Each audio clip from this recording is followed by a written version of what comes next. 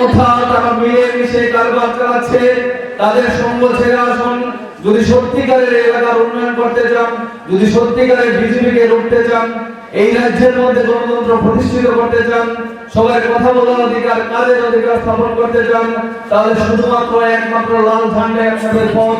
আর লাল ঝান্ডাটার মধ্যে ফিরে আসুন।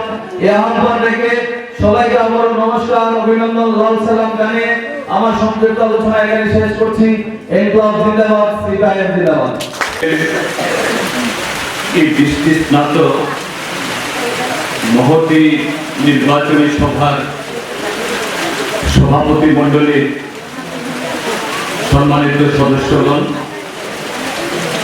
মঞ্চে আসীন আছেন আমাদের পার্টি নেতৃবৃন্দ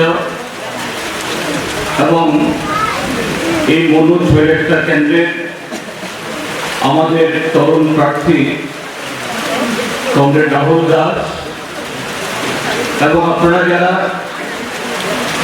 বৃষ্টি ভিজে আরো নানা অসুবিধার মধ্য দিয়ে এই সভাকে সফল করার জন্য এখানে উপস্থিত হয়েছেন, আপনাদের সকলকে নমস্কার, কুলঙ্খা, একগুণের পাত্রতরু, শিবাই এবং হামবাই।